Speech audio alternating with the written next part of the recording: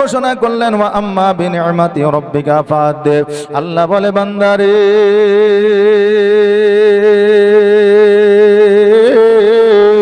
আমি পৃথিবীর মধ্যে যাবতীয় যা কিছু পাঠিয়েছি বান্দা তোমার জন্য নিয়ামত। আজকে জগতের মধ্যে তোমার বিবি তোমার জন্য নিয়ামত। বেরাদার, সন্তানের জন্য পিতা নিয়ামত, পিতার জন্য সন্তান নিয়ামত, বিবির জন্য স্বামী নিয়ামত, স্বামীর জন্য বিবি নিয়ামত। আজকে জগতের মধ্যে আল্লাহ তাবারাক তাআলা যেটা পাঠিয়েছে বান্দা তোমার ভালোর জন্য, জোরে বলেন সুবহানাল্লাহ। আজকে আল্লাহ তাবারাক তাআলা জগতের মধ্যে আপনাকে যে পাঠিয়েছে, কতদিন হায়াত দিয়েছে, কয় বছর হায়াত দিয়েছে, কয় ঘন্টা হায়াত দিয়েছে, এটা একমাত্র আল্লাহ তাবারাক তাআলা জানে। এই জন্য আল্লাহ তাবারাক তাআলা বললেন খলিকাল ইনসানু দাইফা। আল্লাহ বলে বান্দারে আমি পৃথিবীর মধ্যে তোমাদের পাঠিয়েছি অতি দুর্বল করে, একটা সময়সীমা লিপিবদ্ধ করে দিয়ে, একটা সময়সীমা তোমাদেরকে লিপিবদ্ধ করে দিয়েছি। ওই সময়সীমা যখন তোমাদের সমাপ্ত হয়ে যাবে আমি আল্লাহ তোমাদের মওত ঘটাবো, জোরে বলেন সুবহানাল্লাহ। আজকে যে ইমাম হাসান ও হোসাইন রাদিয়াল্লাহু তাআলা আনহুর বাবা জীবনী আপনারা শুরু করেছে, এই ইমাম হাসান ও হোসাইন কে ছিলেন এটা আপনারা জেনে গিয়েছে। এই ইমাম হাসান ও হোসাইনের আপনার পরিচয় কি ছিল এটা আপনারা জেনে গিয়েছেন। আজকে আপনাদের জানাইতে চাইব আসল আপনার সিংহাসনের মালিক কে ছিল, আসলে কে ওই সিংহাসনের আপনার ওয়ারিস ছিল, এই কথাটা আপনাদের জানিয়ে দিয়ে যাব। বেরাদার, আমার হযরতে আলী রাদিয়াল্লাহু তাআলা আনহু যখন বাবা এই জগৎ ছেড়ে পরজগৎ গমন করলেন, ওনাকে যখন শহীদ করে দেওয়া হলো, ওনার পরে ইমাম হাসান রাদিয়াল্লাহু তাআলা আনহুকে বাবা সিংহাসন দেওয়া হয়েছিল। আপনার চারজন খলিফা ছিলেন।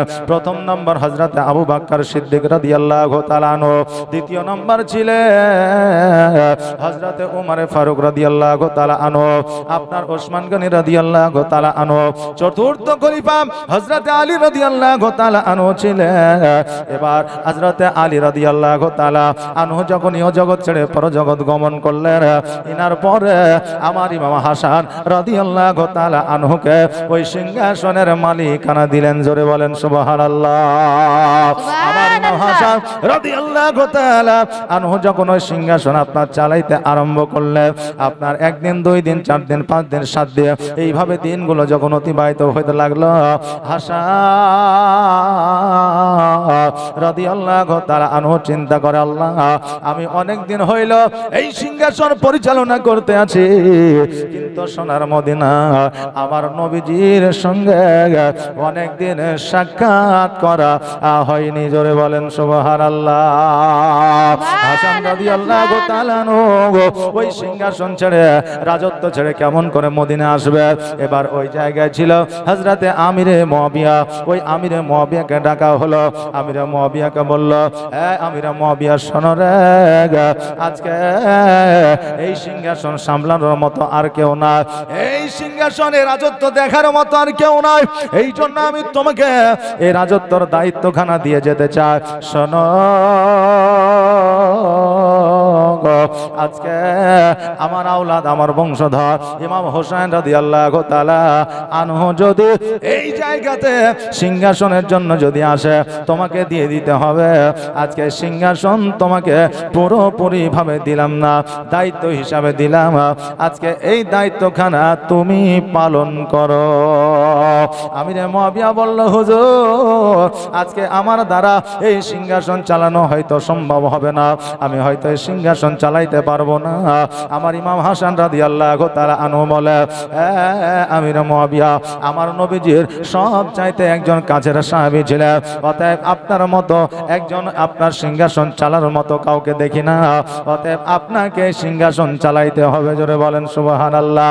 আমিরে মুয়াবিয়া রাদিয়াল্লাহু তাআলা আনহু বললেন, ঠিক আছে যখন আপনি বলছেন তবে মদিনায় যাবেন, হযরত ইমাম হোসেন রাদিয়াল্লাহু তাআলা আনহুকে কিন্তু পাঠিয়ে দিবেন, আর আমি এই সিংহাসনের দায়িত্ব নিতে চাই না।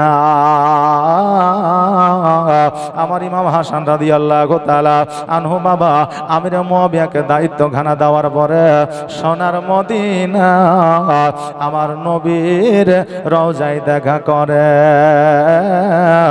আর আমার নবীজিকে সালাম দেয়, আসসালাতু ওয়াসসালামু আলাইকা ইয়া রাসূলুল্লাহ, আসসালাতু ওয়াসসালামু আলাইকা ইয়া হাবিবাল্লাহ, আসসালাতু ওয়াসসালামু আলাইকা ইয়া নূরাম মিন নূরিল্লাহ। আমার সোনার মদিনায় আমার জানের মদিনা, সোনার মদিনায় আমার জানের মদিনা, সব ভুলিব কিন্তু তোমায় ভুলতে পারি না, সব ভুলিব কিন্তু তোমায় ভুলতে পারি না। ভুলিনি ভুলব না ভুলতে পারি না, ভুলিনি ভুলব না ভুলতে পারি না, সব ভুলিব কিন্তু তোমায় ভুলতে পারি না। আমার সোনার মদিনা আমার জানের মদিনা, আমার কলিজার মদিনা, সব ভুলিব কিন্তু তোমায় ভুলতে পারি না, সব ভুলিব কিন্তু তোমায় ভুলতে পারি না। ইয়াসরিব নামে তুমি ছিলে অলক্ষণের দেশ, বড়ই মারা তোক যে ছিল তোমার পরিবেশ। ইয়াসরিব নামে তুমি ছিলে অলক্ষণের দেশ, বড়ই মারা তোক যে ছিল তোমার পরিবেশ। আর নবীর ছোঁয়া লেগে তুমি সোনার মদিনা, নবীর ছোঁয়া লেগে তুমি সোনার মদিনা, সব ভুলিব কিন্তু তোমায় ভুলতে পারি না। আমার সোনার মদিনা আমার জানের মদিনা, আমার কলিজার মদিনা, সব ভুলিব কিন্তু তোমায় ভুলতে পারি না।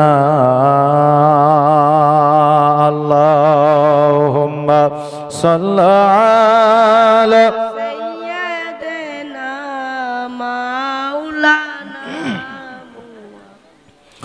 ওয়ালা আলা সাইয়্যিদিনা মাওলানা মুহাম্মদ। ও বাবারি ভাইরা, আমার ইমাম হাসান রাদিয়াল্লাহু তাআলা আনহু যখন বাবা মদিনায় আসলো, মদিনা আসার পরে আমার নবীজির সঙ্গে আপনার রওজা মুবারকে আপনার সাক্ষাৎ করিলেন।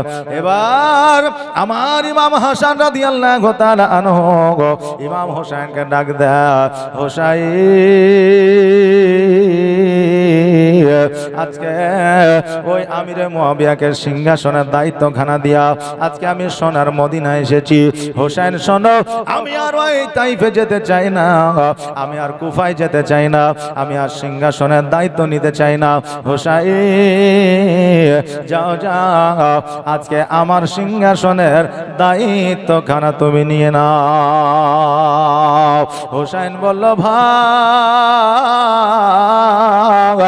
আজকে আমার ভাই হাসান রাদিয়াল্লাহু তাআলা আনহু যতক্ষণ বেঁচে আছে, যতক্ষণ পর্যন্ত হায়াতে আছে, যতক্ষণ পর্যন্ত দুনিয়াতে আছে, আমি হোসাইন আমি অতক্ষণ পর্যন্ত আমি ওই সিংহাসনের দায়িত্ব নিতে চাই না। অতএব ভাই থাকবে মদিনায়, আমি সিংহাসন নিব এটা কখনো হতে পারে না। বেরাদার, আজকে জগতের মধ্যে এক ভাই দায়িত্ব পেলে আর এক ভাইকে আপনার ধোঁকা দেয়, আরেক ভাই দায়িত্ব পেলে আর এক ভাইকে আপনার কষ্ট দেয়। এক ভাই দায়িত্ব নেওয়ার জন্য অপর ভাইয়ের সঙ্গে যুদ্ধ চালায়, কিন্তু আমার হোসেন বলতেছে, ভাই গো আজকে তুমি বেঁচে থাকা অবস্থা আমি হোসেন আমি কোনোদিন ওই সিংহাসনের দায়িত্ব নিতে চাই না। হাসান বলে হোসাইন আজকে যে আমিরে মুয়াবিয়াকে দায়িত্বখানা দিয়ে এসেছি তোমার কি মনে পড়ে না আমার নবী মুস্তাফা সাল্লাল্লাহু তাআলা আলাইহি ওয়াসাল্লাম ওই আমিরে মুয়াবিয়াকে লক্ষ্য করে বলেছিলেন আমিরে মুয়াবিয়া আজকে আমার একজন এত কাছের সাহাবী আছে যার সন্তান আমার ইমাম হাসান ও হুসাইনের দুশমন হবে যার সন্তান ওই কারবালার ময়দানে আমার ইমাম হাসান ও হুসাইনকে শহীদ করবে ও আমার আমিরে মুয়াবিয়া জিজ্ঞাসা করেছিলেন ইয়া রাসূলুল্লাহ ইয়া হাবিবাল্লাহ নবী গো এমন কে দুর্ভাগ্যবান জগতের মধ্যে আছে এমন কে কোন সাহাবী আছে যার সন্তান ইমাম হাসান ও হুসাইনকে শহীদ করবে যেই নবীর সাহাবী আছে আজকে তারা যতক্ষণ পর্যন্ত ইমাম হাসান ও হুসাইনকে ভালো না বাসলো তারা নবীকে ভালোবাসতে পারলো না এটা আমার নবীর ঘোষণা এটা আর অন্য কারো ঘোষণা না আমার নবী বলে দিয়েছে যারা আমার ইমাম হাসান হুসাইনকে মানলো না তারা যেন আমাকে মানলো না যারা ইমাম হাসান ও হুসাইনকে মহব্বত করলো না আমি নবী তারা যেন আমাকে মহব্বত করলো না যারা ইমাম হাসান ও হুসাইনকে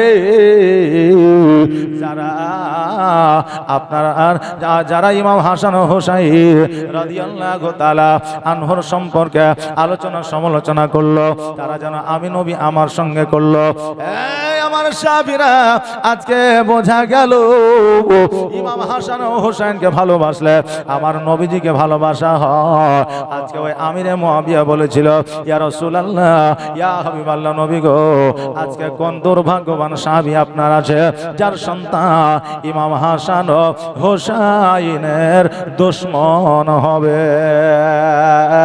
নবী আমার বলেছিলেন আমিরে মুয়াবিয়া আজকে যে ইমাম হাসান ও হুসাইনের দুশমন হবে সেই সাহাবীর নাম আর অন্য কোন নাম নয় ওই সাহাবীর নাম হলো আমিরে মুয়াবিয়া আমিরে মুয়াবিয়া আজকে তুমি হবে ইয়াজিদের পিতা যে হবে আমার হাসান ও হুসাইনের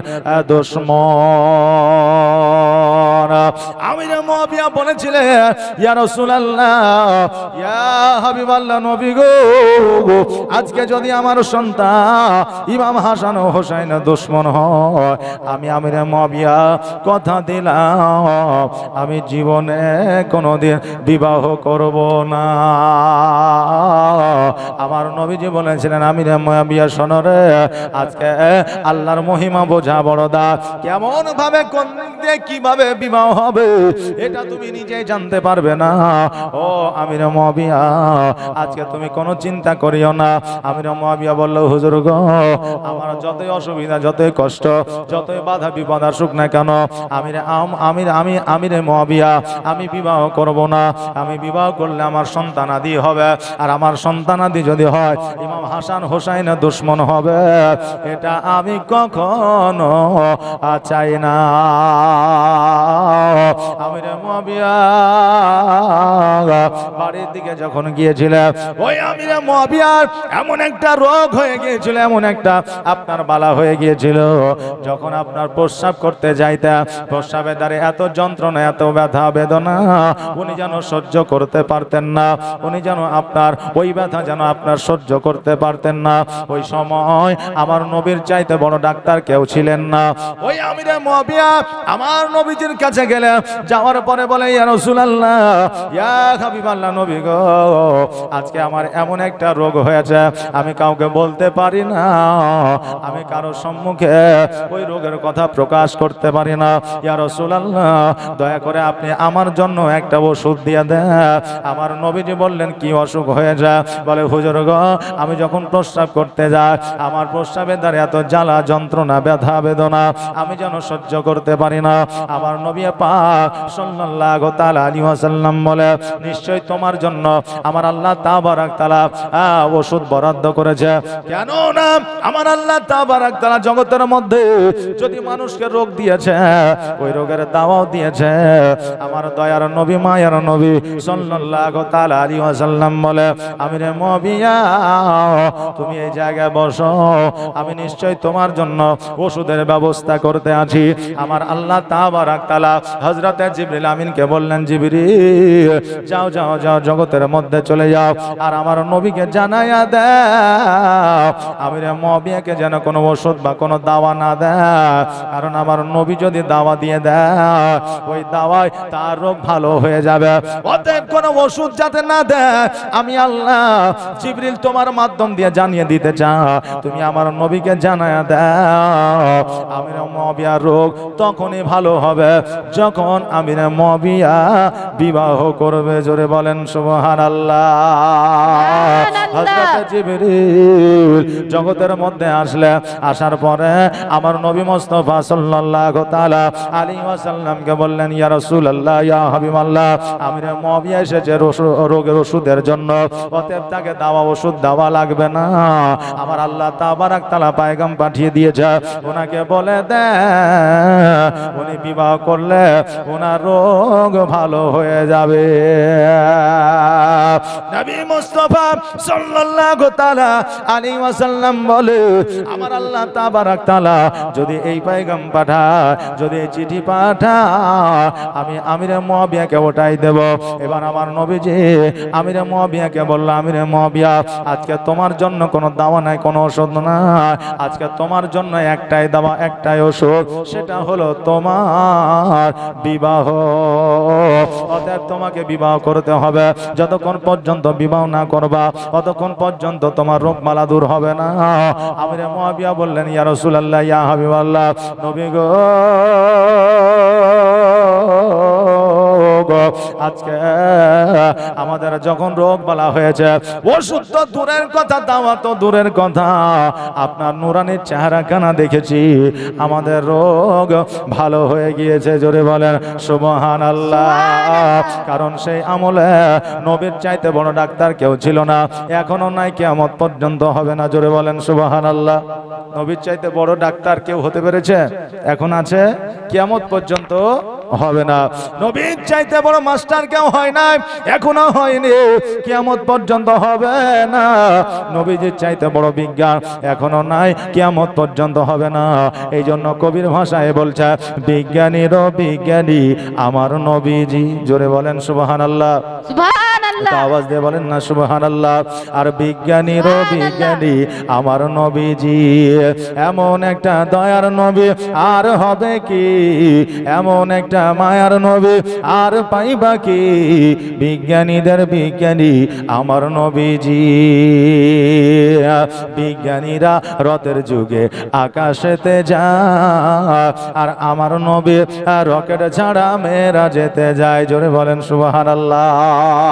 বিজ্ঞানীরা রথের যুগে আকাশ পথে যাচ্ছে চাঁদের দেশে, কেউ ফিরে আসছে, কেউ ফিরে আসতে পারছে না। আজকে তাদের নাম আমরা ভারতবাসী শুধু নয়, সারা বিশ্ববাসী তাদের নাম করতে আছে, তারা পপুলারিটি অর্জন করেছে। কিন্তু আমার নবীজি আজকে থেকে 1442 হিজরি আগে আপনার আকাশ পথে গিয়েছিলেন বিনা প্লেনে, বিনা জাহাজে। যে সময়ে শুধু আমার নবীজি চন্দ্র দেশে নয়, সপ্তম আসমান ভেদ করে আমার আল্লাহর সঙ্গে দিদার করেছিলেন। জোরে বলেন সুবহানাল্লাহ। ওই নবী এখন যদি প্রশংসা করা হয়, অনেকে আছে যাদের আপনার শরীরে লেগে যায়। এই জন্য কবির ভাষায় বলছে, বিজ্ঞানীরা রথের যুগে আকাশেতে যায়, আর আমার নবী রকেট ছাড়া মেয়েরা যেতে যায়। ওরে এই যুগে কি, ওরে এই যুগে কি এমন বিজ্ঞান আর হবে কি, ওরে এই যুগে কি এমন বিজ্ঞান আর হবে কি, বিজ্ঞানীদের বিজ্ঞানী আমার নবীজি। এমন একটা দয়ার নবী, এমন একটা মায়ার নবী আর হবে কি, এমন একটা দয়ার নবী আর পাইবা কি, বিজ্ঞানীদের বিজ্ঞানী আমার নবীজি। আবু বকর সিদ্দিকের সাপে কামড়াইল, আর আমার নবীর থুতু দিয়া ভালো হয়ে গেল। জোরে বলেন সুবহানাল্লাহ। আর বিজ্ঞানীরা রথের যুগে আকাশেতে যায়, আর আমার নবী রকেট ছাড়া মেয়েরা যেতে যায়। ওরে এই যুগে কি এমন বিজ্ঞান আর হবে কি, বিজ্ঞানীদের বিজ্ঞানী আমার নবীজি। আবু বকর সিদ্দিকের সাপে কামড়াইল আর আমার নবীর থুতু দিয়া ভালো হয়ে গেল। ওরে এই যুগে কি এমন ডাক্তার আর হবে কি, ওরে এই যুগে কি এমন ডাক্তার আর হবে কি, বিজ্ঞানীদের বিজ্ঞানী আমার নবীজি। আগের যুগের মানুষের অসুখ কম হতো আর আমার নবীর কাছে আসলে ভালো হয়ে যেত। জোরে বলেন সুবহানাল্লাহ। আওয়াজে বলা যাবে না সুবহানাল্লাহ? নবীজির কাছে আসলে রোগ বালা ভালো হয়ে যেত। তো নবী আমার প্যারাসিটামল, ক্যালমল, ওমেসডি এরকম কোনো ওষুধ দিত নাকি? না। নবীর কাছে আসলে নবী কিছু কোরআনের আয়াত আর কিছু গাছগাছরা দিলে রোগ ভালো হয়ে যেত। আবু বকর বলেছিল, ইয়া রাসূলুল্লাহ, ইয়া হাবিবাল্লাহ, খোদার কসম করে বলি আমার যদি কোনো রোগ বালা হতো তা আমি নবী আপনার কাছে আসলে আপনার চেহারা দেখলে আমার রোগ ভালো হয়ে যেত। জোরে বলেন সুবহানাল্লাহ। ওই নবী মুস্তাফা সাল্লাল্লাহু তাআলা আলাইহি ওয়াসাল্লাম আজকে কোরআনের আয়াত দিলে আপনার রোগ ভালো হয়ে যেত। আর আজকে আলেম ওলামার কাছে যদি একটু দুয়ার জন্য যাওয়া হয় তো সেটা নাকি শিরক ও বিদআত হয়ে যায়। জোরে বলেন নাউজুবিল্লাহ। বিরাদার, এইজন্য কবির ভাষায় বলছে, আগের যুগের মানুষের অসুখ কম হতো আর আমার নবীর কাছে আসলে ভালো হয়ে যেত। ওরে এই যুগে কি এমন ওঝা আর হবে কি, ওরে এই যুগে কি এমন ওঝা আর হবে কি, বিজ্ঞানীদের বিজ্ঞানী আমার নবীজি, বিজ্ঞানীদের বিজ্ঞানী আমার নবীজি। এমন একটা দয়ার নবী আর হবে কি, এমন একটা মায়ার নবী আর পাইবা কি, বিজ্ঞানীদের বিজ্ঞানী আমার নবীজি। আল্লাহুম্মা সাল্লি সাইয়্যিদানা মাওলানা মুহাম্মদ ওয়া আলা আলি সাইয়্যিদানা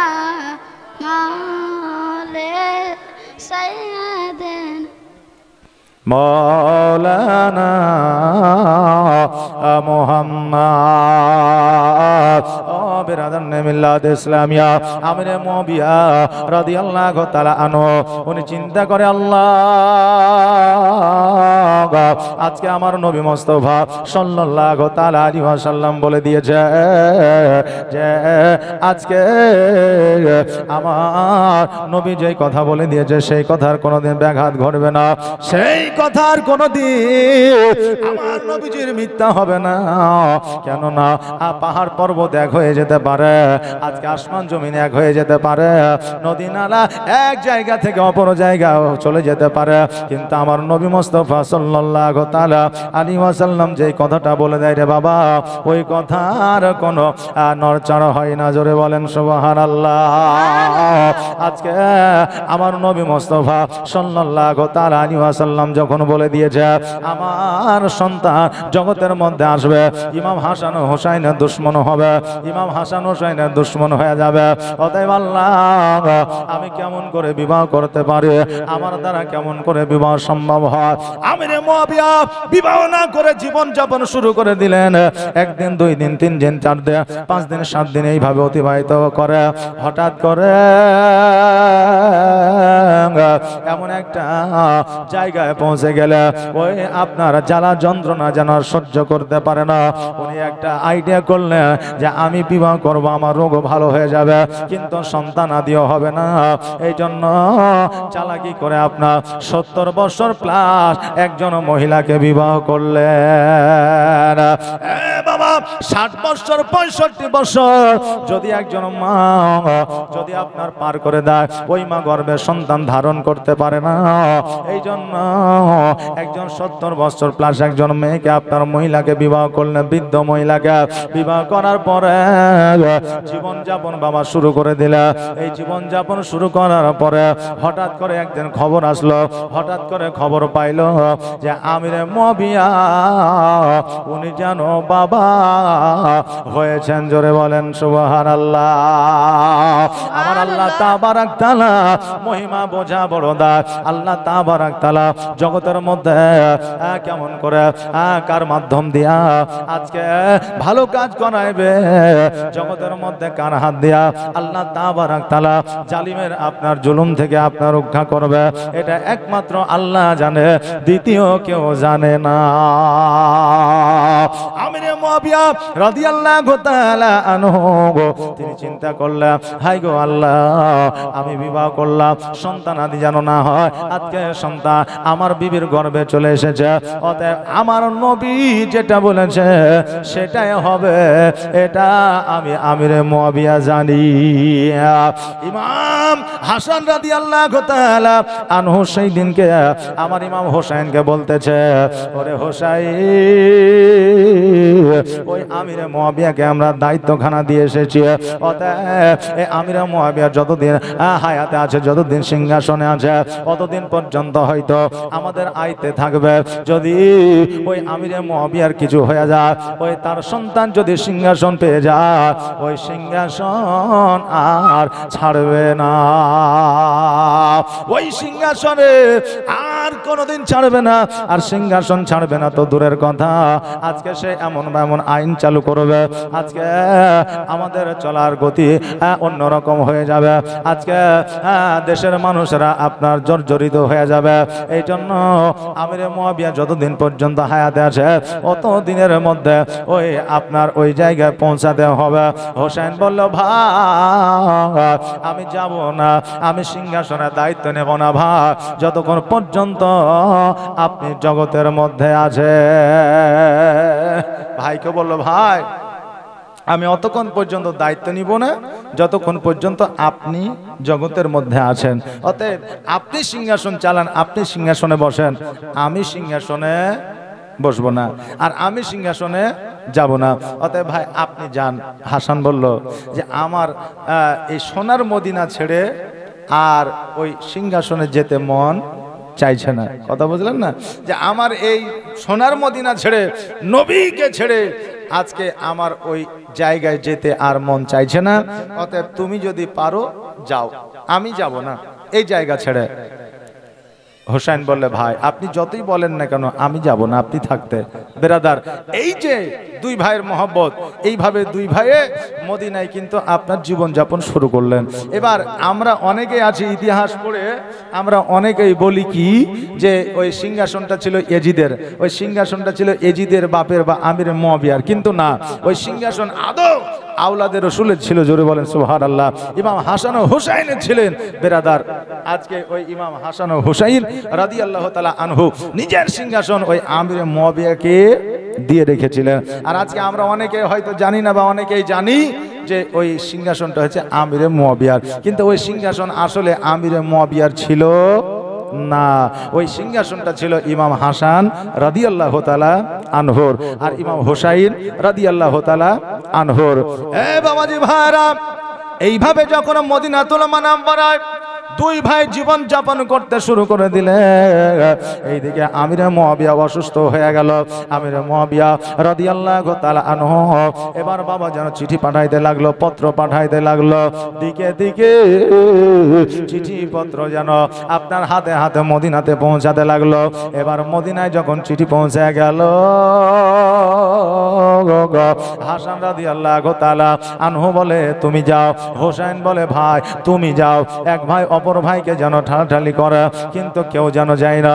আমিরে মুআবিয়া সব শেষে চিঠি একটা লিখে দিল, হাসান ও হোসেন শোনো রে, আমার শারীরিক অবস্থা অত ভালো না, আমি হয়তো জগতের মধ্যে বেশি দিন বাঁচবো না, অতএব হোসেন আর দেরি নয়, দেরি নয়, জলদি করে আসিয়া তোমাদের সিংহাসনটা তোমরা বুঝে না। তোমাদের সিংহাসনটা তোমরা বুঝে না। এইদিকে দুই ভাই যেন দুই ভাইয়ের মধ্যে কেউ গেল না। এবার দুই ভাইয়ের মধ্যে যখন কেউ গেল না, ওইদিকে আমির মুয়াবিয়া রাদিয়াল্লাহু তাআলা আনহু দায়িত্ব দেওয়ার মতো আর কাউকে পাইল না।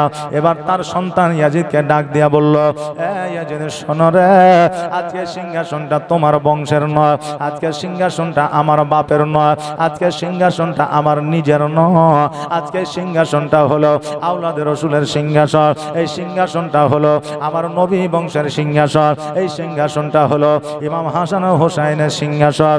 এই সিংহাসনটা হইল হযরত আলী রাদিয়াল্লাহু তাআলা আনহুর সিংহাসন। অতএব আওলাদে রাসূল যখন সিংহাসনের জন্য আসবে, ও সন্তান, আজকে তুমি সিংহাসন ছেড়ে দিয়া তুমি তাদেরকে দিয়ে দিবে। এই সিংহাসন আমারও নয়, আমার বাপেরও নয়, তোমারও নয়। এই সিংহাসনটা হচ্ছে আওলাদে রাসূলের সিংহাসন। এই সিংহাসনটা হচ্ছে আলে রাসূলের সিংহাসন। এই সিংহাসনটা হচ্ছে হযরত আলীর সিংহাসন। অতএব তার বংশধর যদি আসে তাকে দিয়ে দিবে। এখন সিংহাসন নেওয়ার জন্য ইয়াজিদ বলল, ঠিক আছে, তুমি যখন দায়িত্ব দিয়ে যাচ্ছ, তো হাসান হোসেন আসলে আমরা তাকে সিংহাসন দিয়ে দিব। কাকে বলল? আমিরে মুয়াবিয়াকে বলল। কিন্তু আমিরে মুয়াবিয়া এই দায়িত্বখানা দিয়ে যখন ইহজগৎ ছেড়ে পরজগৎ গমন করলেন, আর ওই এজিদের মনোবল, মনোভাবনা, মানসিকতা সবকিছু কিন্তু পরিবর্তন হয়ে গেল, চেঞ্জ হয়ে গেল। সিংহাসনের উপরে লোভ হয়ে গেল যে আজকে আমি যদি এই সিংহাসন ইমাম হাসান ও হোসাইনকে দিয়ে দিই, তাহলে তারা রাজত্ব করবে আর আমাকে সেনা হয়ে জীবনযাপন করতে হবে। অতএব এটা করা যাবে না। ইয়াজিদ চিন্তা ভাবনা কি করলো যে এটা করা আর যাবে না। এইভাবে বাবা জীবন যাপন শুরু করে দিল। একদিন, দুই দিন, তিন দিন, চার দিন, পাঁচ দিন, সাত দিন যখন অতিবাহিত হয়ে গেল, আবার ইমাম হোসেন সোনার মদিনা, ইমাম হাসান সোনার মদিনা। এইদিকে ইয়াজিদ চিন্তা করে, হায় রে, ইমাম হাসান ও হোসেনকে যতক্ষণ পর্যন্ত শহীদ করা না যাবে, ইমাম হাসান ও হোসেনকে যতক্ষণ পর্যন্ত এদেরকে দুনিয়া থেকে সরানো না যাবে, ততক্ষণ পর্যন্ত এই সিংহাসনের গ্যারান্টি আমার না। অতক্ষণ পর্যন্ত এই সিংহাসনের গ্যারান্টি আমার নাই। কেননা যে সিংহাসন তো ইমাম হাসান হোসেনের, তো তারা যদি চলে আসে তাহলে আমাকে তো সিংহাসন ছেড়ে দিতে হবে। অতএব কি করতে হবে? ইয়াজিদ ভাবলো যে ইমাম হাসান হোসেনকে সরিয়ে দিতে হবে। কি করতে হবে? শহীদ করে দিতে হবে। তো এ শহীদ করার জন্য সেনাদেরকে ডাকা হলো। ডাকার পরে সেনাদেরকে বলল, সেনা, আজকে মদিনাতুল মানবরে ইমাম হাসান আছে, ওই ইমাম হাসানকে যুদ্ধ করে শহীদ করে দিতে হবে। সেনাপতি সৈন্যরা বলল, ইয়াজিদ শোনো, আজকে ইমাম হাসানকে হয়তো তোমরা চেনো না, ইমাম হাসানের ক্ষমতা সম্পর্কে তোমরা হয়তো জানো না। অতএব ওই ইমাম হাসান রাদিয়াল্লাহু তাআলা আনহু এই জায়গার আপনার রাজা ছিল, এই জায়গার বাদশাহ ছিল। অতএব আজকে আমরা এই কটা সৈন্য কেন, আজকে গোটা আরবের সৈন্য দিয়া যদি ইমাম হাসানের সঙ্গে যদি যুদ্ধ ঘোষণা হয়ে যায়, কারো ক্ষমতা না ওই ইমাম হাসানের সঙ্গে যুদ্ধ করবে। জোরে বলেন সুবহানাল্লাহ। ইমাম হাসানের সঙ্গে যুদ্ধ করার মতো কারো ক্ষমতা না। অতএব যুদ্ধ করে তাকে শহীদ করা যাবে না, যুদ্ধ করে তাকে কতল করা যাবে না, আজকে যুদ্ধ করে তাকে দমন করা যাবে না, আজকে যুদ্ধ করে তার সঙ্গে লড়াই করে পারা যাবে না। ইয়াজিদ বলল, সৈন্যরা রে,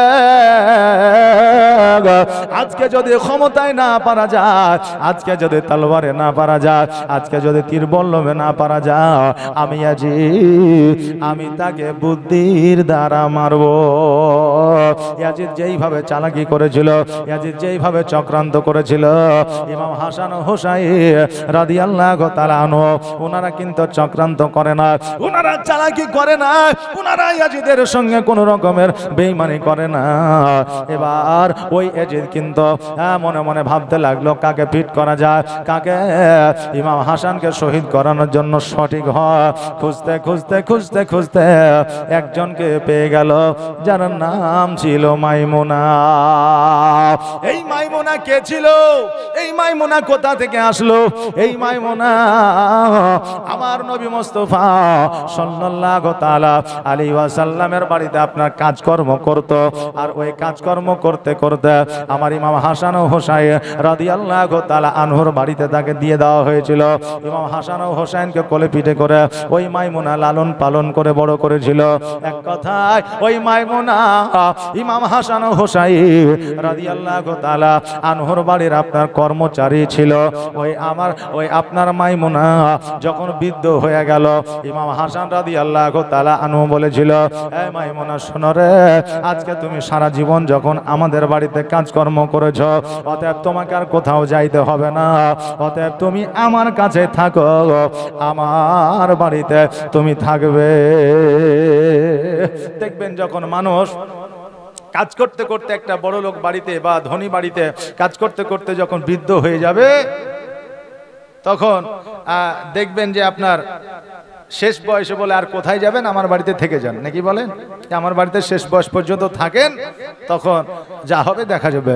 তো ইমাম হাসান বলেছিল যে সে বয়স হয়ে গেছে, অতএব তুমি আর কোথায় যাবে, তুমি এই বাড়িতে থাকো, আমার কাছেই থাকো, এখানেই খাবে দাবে, এখানেই থাকবে। এই বলে ওই আপনার মাইমুনা ইমাম হাসান হোসাইনের বাড়িতে থাকতো, হাসানের কাছে থাকতো। এবার ওই আপনার ইয়াজিদ কি করলো, মাইমুনাকে ফিট করলো। মাইমুনা বলে আজকে যদি এই হাসানকে তুমি শহীদ করে দিতে পারো, এই ইমাম হাসানকে যদি তুমি মেরে দিতে পারো, তাহলে তোমাকে আমি এত স্বর্ণ রূপা মণি মুক্তা দেব যে তুমি খেয়ে শেষ করতে পারবে না। মাইমুনা বলল কিভাবে? বলে যেইভাবে তুমি পারবে সেইভাবে তুমি শহীদ করবে, কোনো অসুবিধা নাই। তো মাইমুনা বলল যে না, আমার দ্বারা হবে না। বলে কেন? বলে যদি ইমাম হাসান জানতে পারে যে আমি তাকে শহীদ করার চেষ্টা করছি বা চক্রান্ত করছি, তাহলে আমার জীবন থাকবে না। অতএব আমি ইমাম হাসানকে কোনো মতেই চক্রান্ত করে মারতে পারবো না। ইয়াজিদ বলল, মাইমুনা তুমি একটু চিন্তা করে দেখো, ভাবনা করে দেখো, আজকে যদি ইমাম হাসানকে তুমি শহীদ করে দিতে পারো, আজকে যদি ইমাম হাসানকে যদি এই জগৎ ছেড়ে পরজগৎ তুমি বিদায় করে দিতে পারো, আজকে তোমাকে এত সোনা দানা মণি মুক্তা, এত ওট দুম্বা দেব, তুমি নিজে খেয়ে শেষ করতে পারবে না, তুমি ধনী হয়ে যাবে, বড় লোক হয়ে যাবে। আমিরে এইদিকে যখন ইয়াজিদ এই কথা বলল, এবার মাইমুনা চিন্তা করে বলল, ও হুজুর শোনো, আজকে আমি হয়তো আমার দ্বারা হবে না, আমি হয়তো মারতে পারবো না, তবে আমি তার বাড়িতে একটা নয় দুইটা নয়, ইমাম হাসানের 4টা বিবি আছে, এই 4টার মধ্যে যে কোনো একটাকে যদি ফিট করতে পারি, যে কোনো একটাকে যদি আমার আয়ত্তে করতে পারি, তবে ইমাম হাসানকে শহীদ করা সব চাইতে আসান হয়ে যাবে। ইমাম হাসানকে শহীদ করা সব চাইতে আসান হয়ে যাবে। এবার বাবাজি ভাইরা, মাইমুনা বাড়িতে আসলো। বাড়িতে আসার পরে সব চাইতে আপনার যেই বিবিটা ইমাম হাসানের কাছাকাছি থাকতো, যার নাম ছিল আশ, যে বিবিটার নাম ছিল আশ, ওই বিবিটাকে বললো, আশ রে, আজকে যদি তুমি তোমার স্বামী যদি হাসানকে তুমি যদি শহীদ করে দিতে পারো, আজকে ইয়াজিদ তোমার জন্য সব চাইতে বড় উপহার রেখেছে। জোরে বলেন নাউজুবিল্লাহ। আল্লাহুম্মা সাল্লি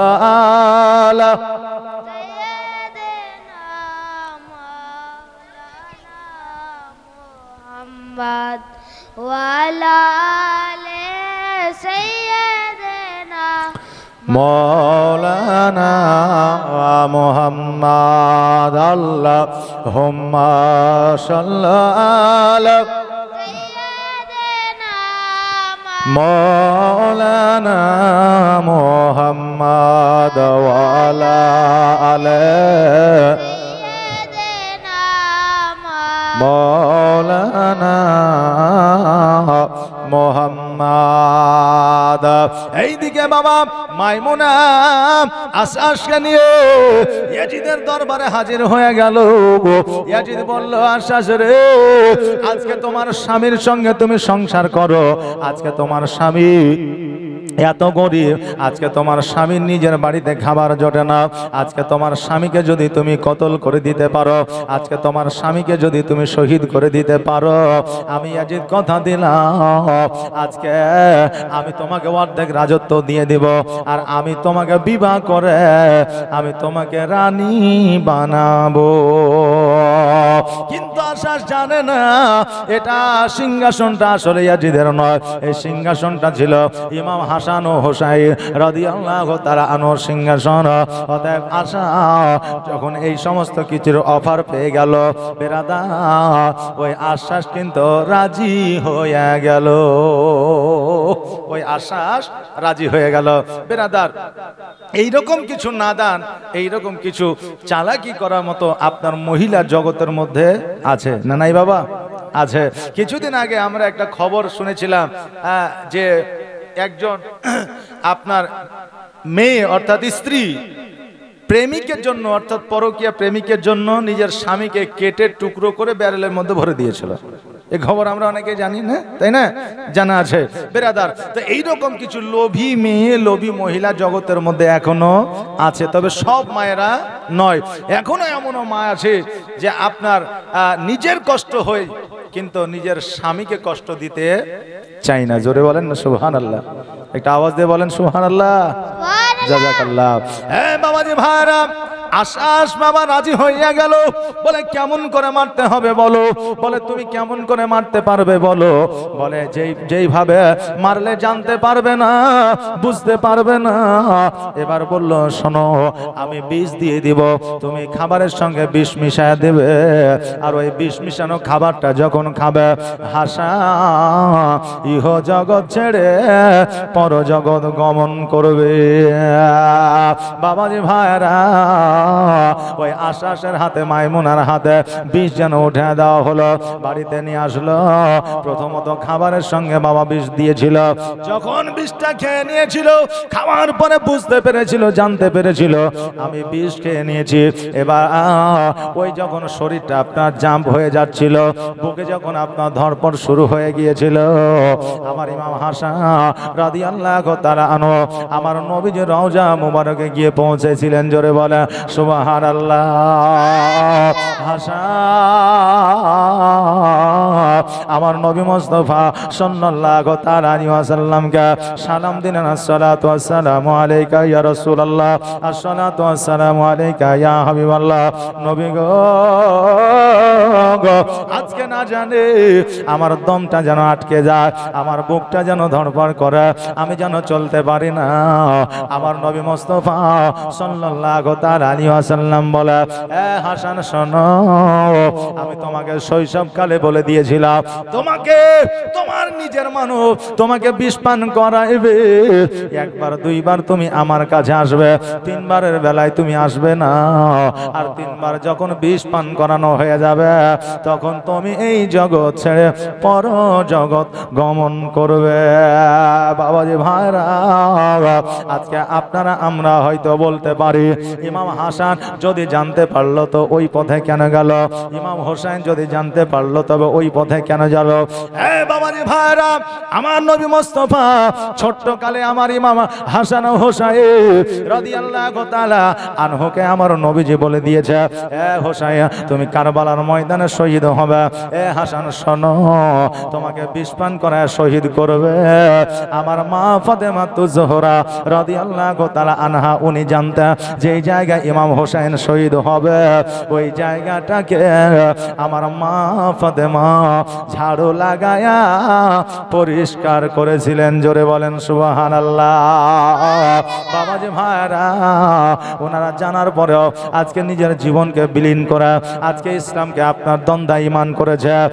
বেরাদার, ওই হাসান রাদিয়াল্লাহু তাআলা আনহু আমার নবীজির কাছে পৌঁছায়া আমার নবীজিকে বললে, আমার নবীজি বলে, হাসান আজকে তোমাকে খাবারের সঙ্গে বিষ খাওয়িয়ে দিয়েছে, তুমি কি জানতে পারো না, বুঝতে পারো না? আমার নবীজি রওজা মুবারকে পৌঁছানোর আপনার বসিলা আমার নবীজি রওজা মুবারকে যাওয়ার বাদাওলাতে আজকে ওই ইমাম হাসানের পুরো শরীরে বিষ যেন পানি হয়ে গেল। জোরে বলে সুবহানাল্লাহ।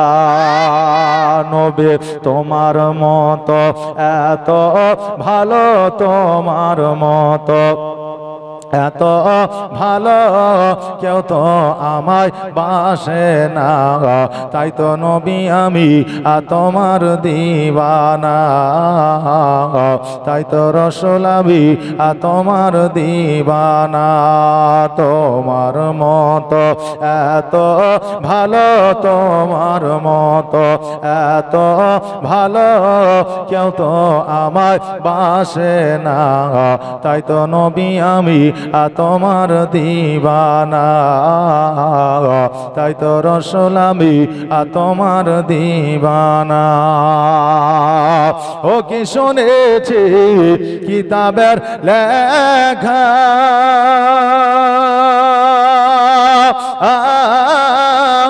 নবী ছাড়াই আমার জীবন ফাঁকা গো।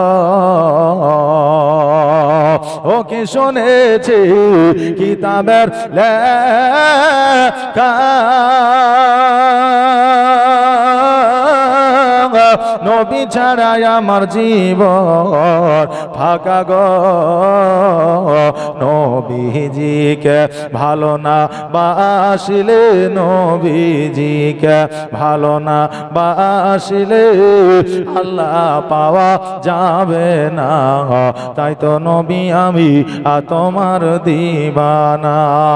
তোমার মতো এত ভালো, তোমার মতো এত ভালো কেউ তো আমায় বাসে না, তাই তো নবী আমি তোমার দিওয়ানা, তাই তো রাসূল আমি তোমার দিওয়ানা। ও কি শুনেছি কিতাবের লেখা,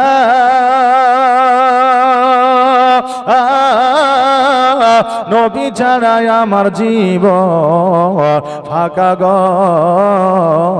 নবীজিকে ভালো না বাসিলে, নবীজিকে ভালো না বাসিলে আল্লাহ পাওয়া যাবে না, তাই তো নবী আমি তোমার দিওয়ানা। তোমার মতো এত ভালো, তোমার মতো এত ভালো কেউ তো আমার বাসে না, তাই তো নবী আমি তোমার দিওয়ানা, তাই তো রাসূল আমি তোমার দিওয়ানা। আল্লাহুম্মা সাল্লি সাইয়্যিদিনা মাওলানা মুহাম্মদ ওয়া আলা সাইয়্যিদিনা মাওলানা মুহাম্মদ। আল্লাহুম্মা সাল্লি আলা সাইয়্যিদিনা মাওলানা মুহাম্মদ ওয়া আলা আলি সাইয়্যিদিনা মাওলানা মুহাম্মদ। আমার নবীজি বললেন হোসাইন আজকে ওই কারবালার ময়দানে শহীদ হবে। ও হাসান শোনো রে, আজকে তোমাকে বিষ পান করিয়েছে, আজকে আমার রওজা মুবারক এসেছো, যাও যাও যাও, আজকে তোমার শরীরে বিষ পানি হয়ে গেল। আমার ইমাম হাসান রাদিয়াল্লাহু তাআলা আনহু বাবারে ওই জায়গা থেকে বাড়িতে আসলো। এবার আবার ইয়াজিদের কাছে খবর চলে গেল, বিষ খাইয়েছে কিন্তু কোনো কাজ হয় না। এরপরে এবার বাবা খেজুরের সঙ্গে আবার বিষ দেওয়া হলো। ওই খেজুর খাওয়ার পরে এবারও যেন কোন রকমের কাজ হইল না। ওই বিষ খাওয়ার পরে আবার নবীজির রওজা মুবারকে হাজির হইল, আবার যেন বিষ পানি হয়ে গেল। আবার বাড়ির দিকে গেল, এবার বলল মাইমুনা বিষে তো কাম হয় না। ইয়াজিদ বলল এবার এমন একটা বিষ দেব যেই বিষে ওই হাসানের আর কলিজা থাকবে না। এমন একটা বিষ দেওয়া হলো। ওই বিষটা নিয়ে এসে পানির সঙ্গে মিশ্রণ করে দেওয়া হলো। আর যেমনই আপনার কর্মে থেকে আসিয়া ইমাম হাসান রাদিয়াল্লাহু তাআলা আনহু বিবির কাছ থেকে যেন পানি চাইলো, পানিটা যেমনই আপনার দিয়ে দেওয়া হয়েছিল। আর পানিটা যেমনই পান করেছিলেন, আর ওই পানির সঙ্গে সঙ্গে সমস্ত আপনার পেটের নাড়ি ভুঁড়িগুলো যেন পচে গিয়েছিল। জোরে বলেন সুবহানাল্লাহ।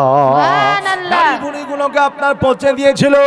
বাথরুমে যখন যাইতেছিল, রাবিরা বর্ণনা করেছে আসলে বাথরুমে যাওয়ার পরে মল আপনার যেন আপনার বার হয় না, শুধু শুধু আপনার নাড়িগুলো যেন বার হইতেছিল। জোরে বলেন সুবহানাল্লাহ। আহারে বাবারা, কত ব্যথা বেদনা, কত যন্ত্রণা। আজকে ইমাম হাসান রাদিয়াল্লাহু তাআলা আনহু উনি বাড়িতে আসলেন, আসার পরে শুয়ে গেলেন। এবার বিবিকে ডাক দিলেন, বিবিরে আমার ছোট ভাই হোসেনকে একবার ডাক দাও। এবার বলে কেন? বলে ভাইয়ের সঙ্গে কথা আছে। কেন না? আমি হয়তো জগতের মধ্যে আর বেশি গুণ থাকবো না। হাসান বলল বিবি আজকে আমার সঙ্গে যারা বিশ্বাসঘাতকতা করলো, আজকে যারা লুকাইতো চুপাইতো ভাবে আমাকে যারা বিষ পান করাইলো, আমি ইমাম হাসান আমি জানতে পারছি, বুঝতে পারছি। তবে ভয় নাই, ভয় নাই। আমি আমার ভাই হোসেনকে কিছু বলবো না, আমি কাউকে কিছু বলবো না।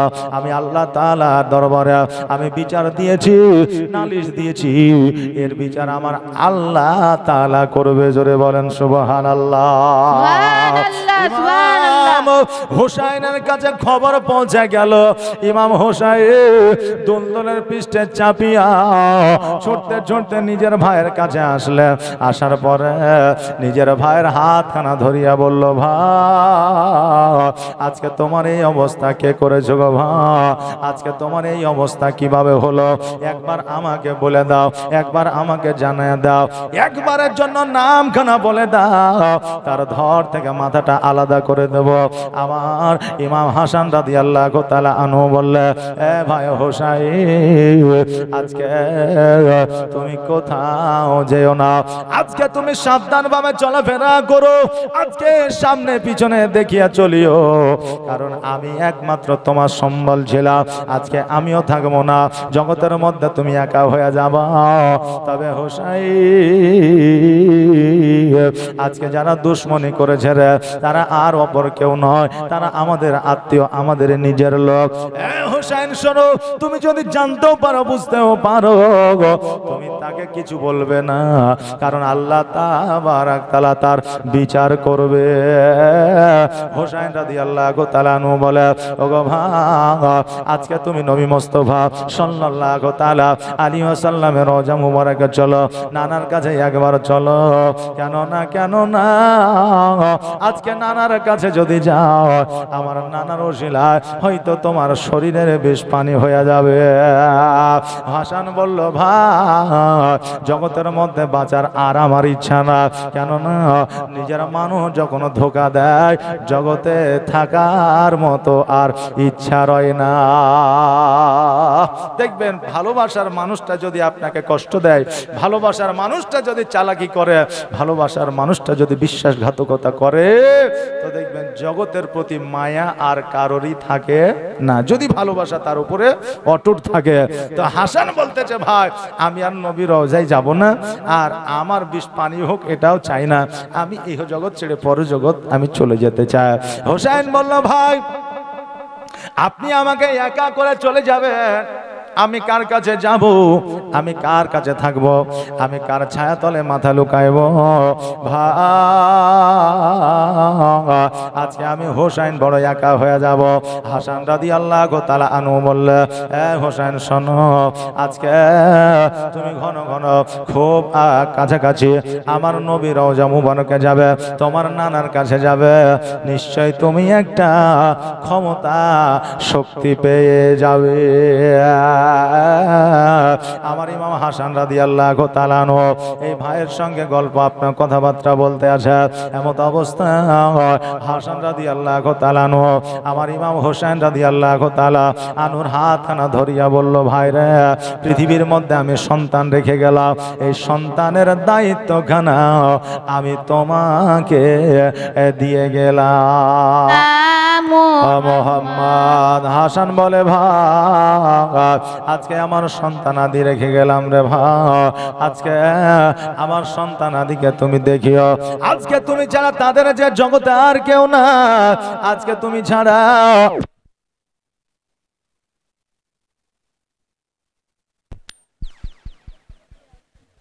এখানে স্টাবলিজার কিছু কাজ কার সাথে হয়েছে নাকি?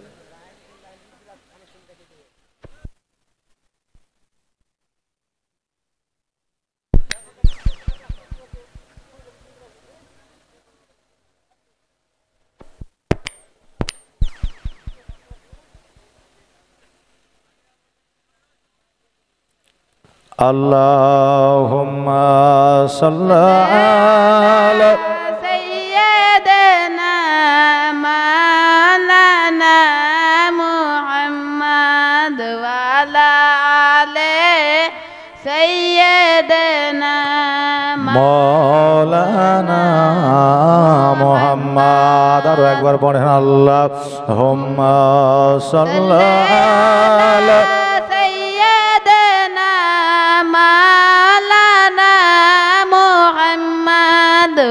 وعلى آل سيدنا مولانا محمد। হোসেন বলে, ভাই আমি জানি আমি ছাড়া তাদের জগতের মধ্যে আর কেউ না। কথা ভাই গো, আমি কথা দিলাম, আমি যতদিন পর্যন্ত হায়াতে আছি, আমি যতদিন পর্যন্ত বেঁচে আছি, আমি যতদিন পর্যন্ত এই পৃথিবীতে আছি, অতদিন পর্যন্ত তোমার সন্তানাদির কোনো অসুবিধা হইতে দিব না। এই কথা যখন নিজের ভাইকে দিয়ে দিলা, আমার ইমাম হোসেন রাদিয়াল্লাহু তাআলা আনহুর হাতে হাত রেখে হাসান যেন ইহ জগৎ ছেড়ে পর জগৎ গমন করলেন। একবার পড়ে, ইন্না লিল্লাহি ওয়া ইন্না ইলাইহি রাজিউন। জীবনের অন্তিম কালে আজরাইল আসিয়া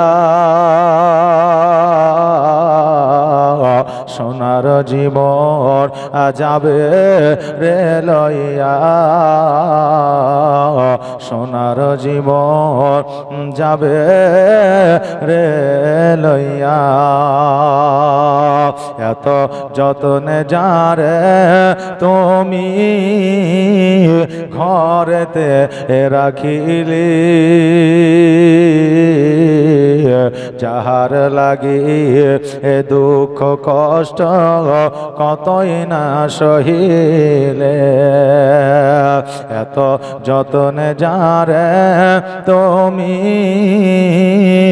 ঘরেতে রাখিলে, আর যাহার লাগে এ দুঃখ কষ্ট কতই না সহিলে। আর আজ তোমার ফাঁকি দিয়া, আজ তোমার ফাঁকি দিয়া গেল রে উড়িয়া,